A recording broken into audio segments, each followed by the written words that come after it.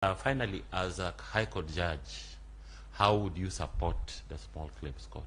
How would you support the Small Claims Court? You notice that the small claim courts usually have a limited number of days within which to conclude their matters. So, my Lord, if at all there are matters that emanate from the small claims court on appeal level, then that it will actually be befitting if one is able to conclude their matters in the shortest time possible, to give meaning and effect to the Small Claims Court Act. Okay, thank you. Thank you very much. Thank you, my Lord.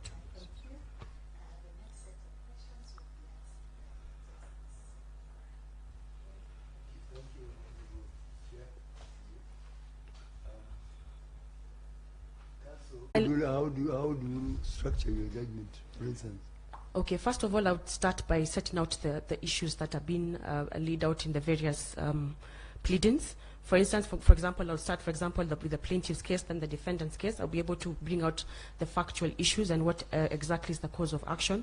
Then upon doing that, my Lord, I would be able to analyze, of course, the facts in tandem with what the law provides and be able to make a informed conclusion and do a balanced effect on the outcome. After giving the background,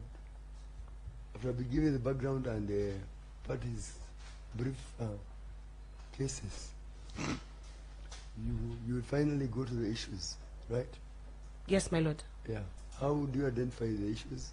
The issue would be guided by what is contained in the respective pleadings, my Lord.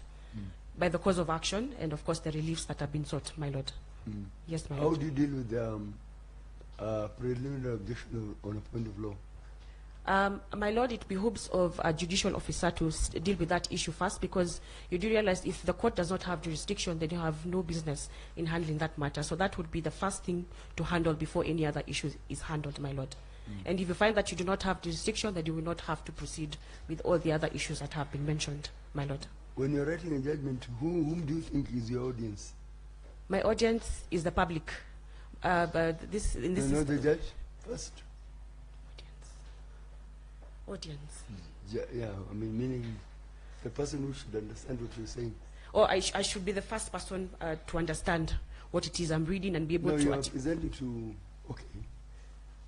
Yeah, you are writing as a judge. Yes, my Lord. But no, when you are writing as a lawyer, you are talking to the judge. But now, as a judge, you are speaking to who? I'm speaking to the litigants, my Lord. Other than talking to myself, I'm also speaking to the litigants and also the public in general, because there are people who will also have contact with those judgments and rulings. So I'll have a whole spectrum outlook, my Lord.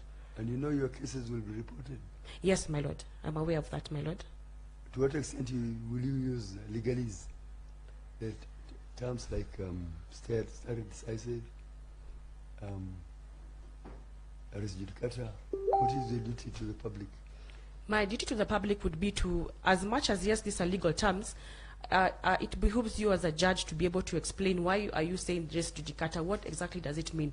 When you're talking about all these other Latin words, you also have to bring it down to the people, because you remember they also have a right to actually, when they're looking at this judgment or ruling, they have the opportunity to understand what it is you're trying to put across, my Lord. Finally, is the judgment, the way you present your judgment, deliver, is it part of access to justice?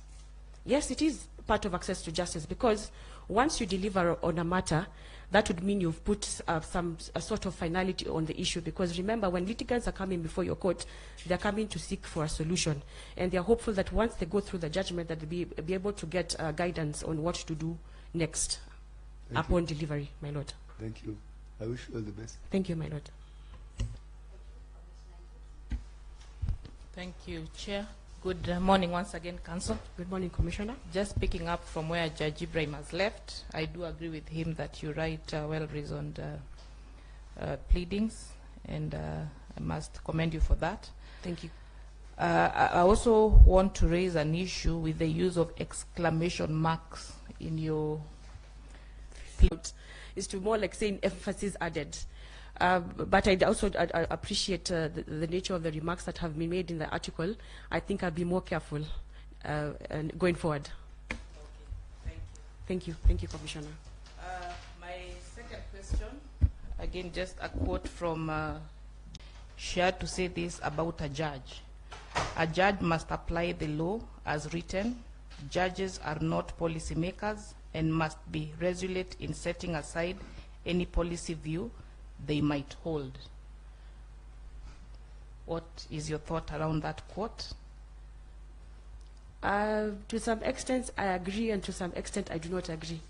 Because what would happen, for example, if you're handling a constitutional matter, and especially in, for instance, where you have, I'm sure, Commissioner, you're aware that where some provisions have been made unconstitutional, I think as a judge, if you were to apply a purposive approach and in tandem with Article 259, I think as a judge you cannot be narrow-minded. You have to be progressive in how you do your judgments.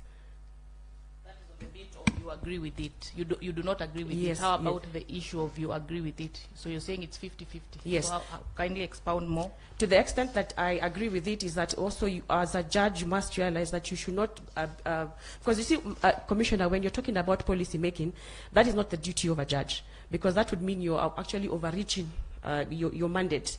And there's a question of separation of powers, because everyone should be able to work within their confines, Commissioner. Okay. Lastly, is that Kenyans today have woken up to news, the Daily Nation, where the U.S. Trade Representative has stated that there is corruption within the judiciary, and if you allow me to quote, is that while judicial reforms are moving forward, bribes, extortion, and political consideration influence these cases. As such, foreign and local investors risk lengthy and costly legal procedures. End of quote. How does corruption interfere with judicial independence? Commissioner, it does interfere, because that would mean that you actually trying to, because my lady, Commissioner, let me put it this way. When you're actually bribed, that would mean that I have to play to your tune. And that would mean that I am deviating from what I'm supposed to do rightly, so that where I was supposed to rule in a particular matter, if I were to go to be straitjacket, then that would mean that the way I think is interfered, and I'd have to look the other way, and that would be an injustice to the litigants or those people who approach the court for help. And how would you then promote decisional independence at the same time promote accountability? For me, I think, for example, I do appreciate that judges have, for example, they have what you call the researchers. And for me, as much as, yes, judges have researchers, it is a question of appreciating what the research individual has done and be able also to make my informed decision. Because I think it will be a sad state of affairs where you're being guided, yes, and you're using 100% what the researcher has done. So it boils down to me as a person, as an individual, doing what I need to do, and that is being independent. Yes, I appreciate the work you have done, the research that you have done, but I have to come up with my own way of thinking, Commissioner. Chair.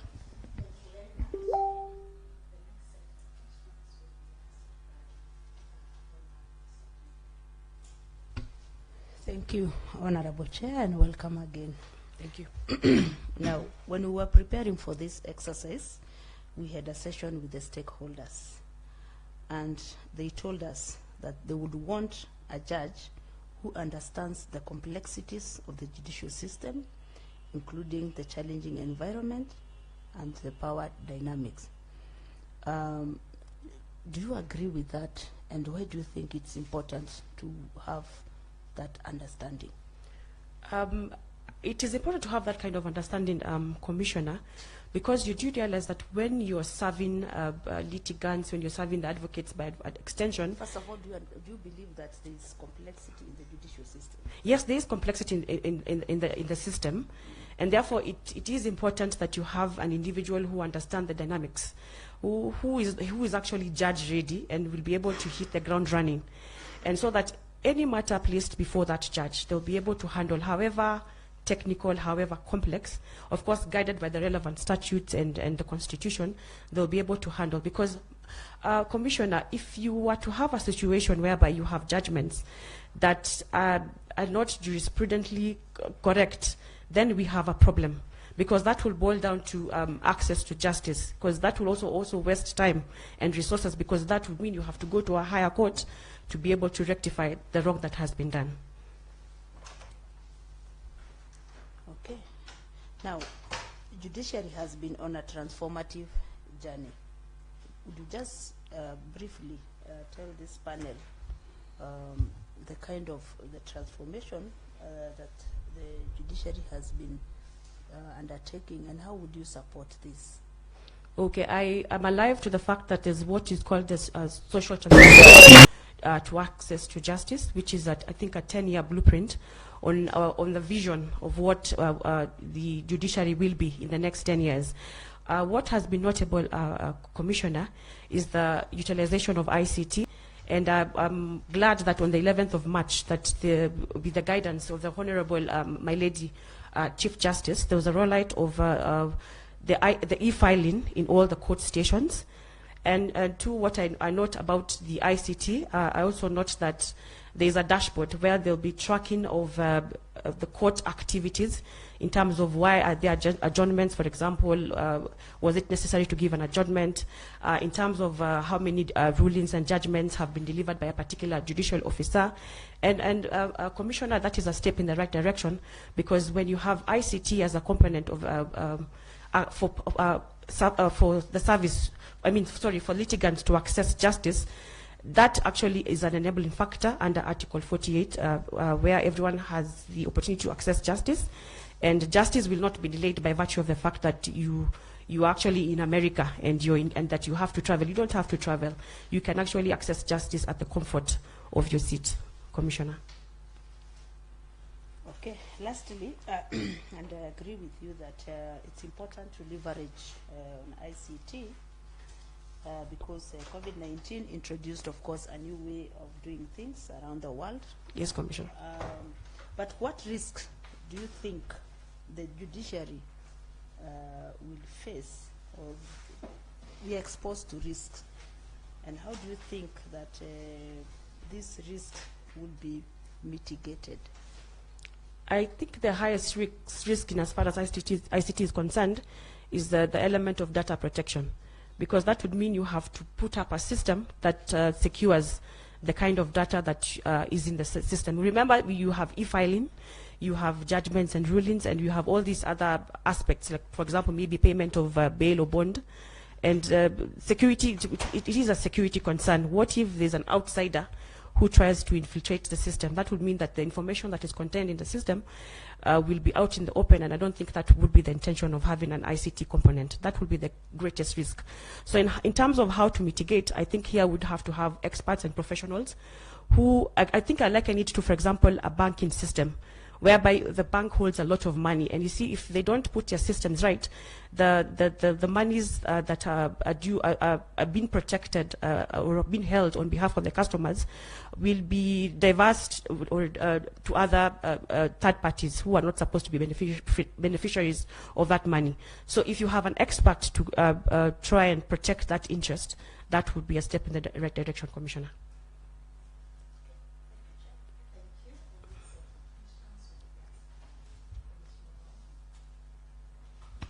Thank you, Chair. Good morning once again. Good morning, Your Honor. Yes, I was listening to you earlier, and you alluded to a bring-up system in your law firm when you're explaining what went wrong with one of the cases that you had cited. Yes, yes, Your Honor. Yes. Could you just briefly describe for us, if you have one, the performance measurement framework that is used in your firm, the firm where you work? It's not clearly documented, but this is what we do as a matter of practice. Every week, as advocates, including my direct supervisor, what we do, we generate reports on a weekly basis, where it is it brings out two issues. One, the kind of court activity you had. For example, if you had a hearing, you had an application or a mention, and what kind of directions were issued. Then two would be the aspect of what kind of pleadings you have generated. In terms of if have you done an application, have you done a plain stroke order 11 compliance. That is the best we have in terms of performance. So that at the end of the week, on Friday, we all converge at the boardroom, and we have a discussion on the matters that we've had and progress to be made going forward. Yes. So if today we wanted to know how you are faring on in terms of your score in the law firm where you are, because I believe there are several other associates. Yes, yes, Your Honor. Yes. So if I wanted to know how Ms. Amimo scores with the framework that you have. That Yes. is now to demonstrate to us how you work. How would I get that information? Then that you'd have to get it from my direct supervisor. But unfortunately, we don't have a framework where you say that, for example, in the month of January, I was at 90%, in February at 30%. We So it's don't have basically that just kind a of... reporting system? Yes. It's just a reporting system? Yes, Your Honor. Okay. You mentioned earlier the areas of work that you practice, Yes, or rather Your the Honor. areas of law that you practice. And I just want, because you see, if you're successful in your bid to become a judge, tomorrow you may find yourself presiding over a criminal court, Yes, Your Honor. or at Milimani in the criminal division, where you'll only be handling criminal work. Yes, Your Honor. So I expect you must have appraised yourself with the criminal aspect of practice, because it looks like you do a lot of civil law. Yes, Your Honor. Okay. Could you tell us, if you were to do case management in a criminal case, what would you be looking out to achieve?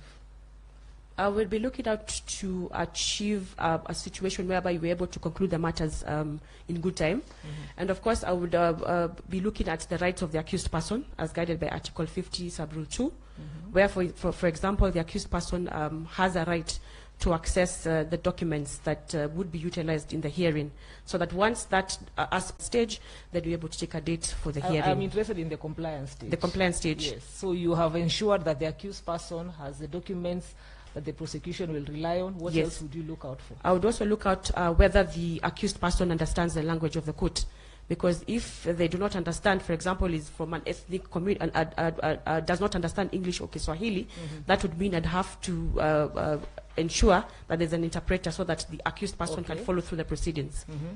Then there's the aspect of bail and bond. We also have to look at that aspect, because you would also have to give reasonable bail and bond terms, so that you also secure the attendance and also some level of freedom, even as they are waiting to articulate their issues before the court. Any issues concerning the actual trial that you would want to address at that point? Maybe something to do with if there is an objection about confessions, then that would be an issue to consider. We'd have to do a trial within a trial to actually establish whether they have that confession was properly secured. Yes. Okay, thank you. Thank you, my lady.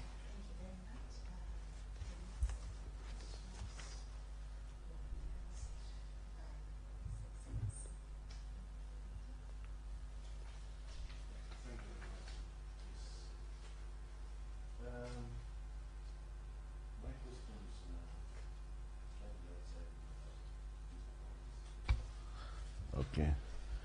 And I would like to know your role in leadership, and specifically, I would like you to describe your key achievements as a leader, and that is the specific achievements that can be attributed to you as a leader and your leadership excellence.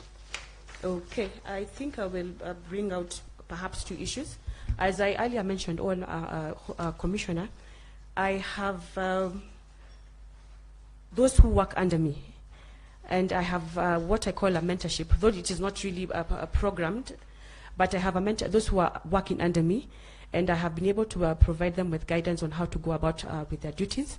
And other than that, when there's conflicts that normally arise, like most recently, where there was a problem with how some of my team members were relating, I had to quickly come in and to resolve the issue so that we have a seamless way of working and ensuring that all the advocates are able to get the service that they require.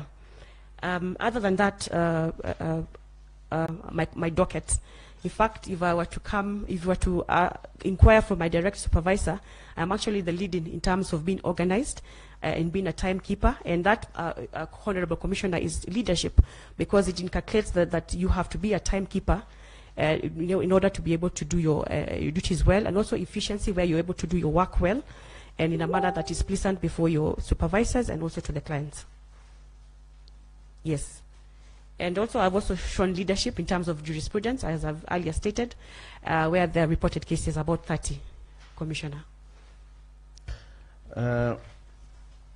What's the difference between a visionary leader and one who is not visionary?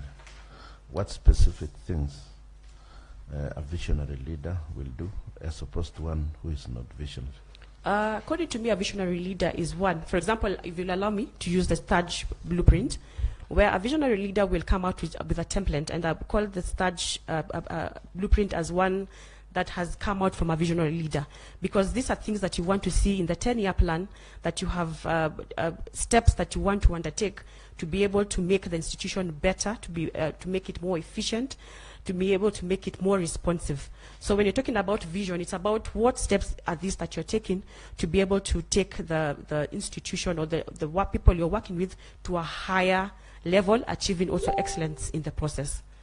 One who is not visionary he just wakes up in the morning and just does as they wish, with no structured way of articulating their duties. Thank you, Commissioner. Thank you, Honorable CJ. Good morning once more. Thank you. Good morning. I'm going to ask you questions around Chapter 6 of the Constitution that talks about integrity and leadership. And maybe you could start by telling us how integrity was put to test and how you went about it, and perhaps any lessons that you drew from the situation. Thank you, Commissioner. I think the closest that I came to is when I was working with the firm of Kinyanjui and co-advocates. And during that time, I used to do a lot of what you'd call running down matters. And we had a policy that when you're doing such matters, you have to ensure that all the bakers of the documents are availed. So there are certain regions where the advocates, I will not mention which regions, where they would actually come to you and say, instead of us producing these documents, for example, the police abstract, the medical reports and the treatment notes, for example, because there's an expense attached to bringing these witnesses, why don't we instead give you this money, and then you will not have to, and then we will now proceed with the matters and produce the documents by consent. So at that juncture, I do remember and I do recall that I was in fact, I was not amused. And I insisted that you have to bring all your makers, and I was not interested in the money. That was the closest to me being compromised. And I had a duty to my client to ensure that their policy was actually adhered to by ensuring that all the makers of the documents were availed, and that I had to cross-examine them at that particular point. What I have learned from this honorable is that in the execution of your duties, you have a duty to be a person who is honest in their dealings, so that if there's any atmosphere that wants you to deviate from the path that you have taken, you should quickly avoid it, because it has an effect in your practice, because it will boil down to when you're called upon to serve in any other institution. So some of your actions will then bring conflict with the people you work with. Yes, How yes. again do you go about it? In terms of conflict management, maybe you can rephrase the question, sorry? When you find yourself in such a situation, you're bound to have conflict with the people you're working with. Yes. How would you deal with that situation? I think for me, I would have to bring the issue to my direct supervisor to be able to intervene and to be able to guide on the way forward. That would be, for me, would be the best approach. Okay. Yes. You wouldn't want to handle it by yourself? I can, because remember, as I said, I have tried. I have made it clear to you that I do not accept such kind of conduct. So if you keep on insisting, actually it's at the point of you insisting that then I'll escalate it to my superior. Okay. Thank you. Now there's, judiciary has received attacks from external stakeholders where the institution is seen to be corrupt. What is your view on that? I think it's more of a perception, because my proposition on that would be, if you have a feeling that the judiciary is corrupt, kindly bring that evidence before the right authority, so that once that evidence is received, then but when you're busy doing that in the newspapers and in the media, it is of no use. If you want to be useful, tender the evidence, and the evidence will be looked at, and it will be, and if there's any probable cause, then it will be acted upon. Okay. Yes. All right. Thank you. That's all from me. Thank you, Commissioner Zirani. Finally, you said that you are a judge, lady, Yes, my lady. and that as a judge, I want you to tell us at least 5 things you would do to organize your court so that the court is efficient. In terms of clearing backlog, in terms of delivering judgments. Yes. Okay, first things first, my lady. What I would do is I would have to convene a meeting with. Remember, there are people who already are there and they have worked in that environment. So first things first would be to convene a meeting so that I'll be able to understand and appreciate where they are, and so that once we're able to discuss, I'm able to look at that. I'll have a meeting. Then two, we'll be able to analyze the key areas. For example, what are the problems, what are the challenges? Because if you don't do that, then you're not able to come up with the solutions. So, yes. Then third would be providing a solution. For example, if it's a question of backlog, why where is there backlog?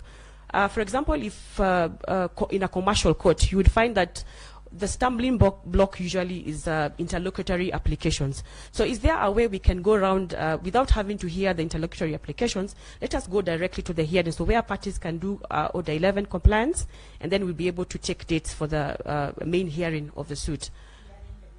Yes, as opposed to applications. Then fourth, I would also employ the service tool. I have been a beneficiary of the service tool, not over service week, and these are the directions. If you filed your record of appeal, please ensure that you filed your submission so that on the date that you appear before the deputy registrar, it's just a question of taking a ruling date. Yes, my lady. Number 5, I think I will also look at the challenging aspect to me would be, for instance, something to do with the typing of proceedings. If we can also make that as a priority, that will also bring movement, my lady.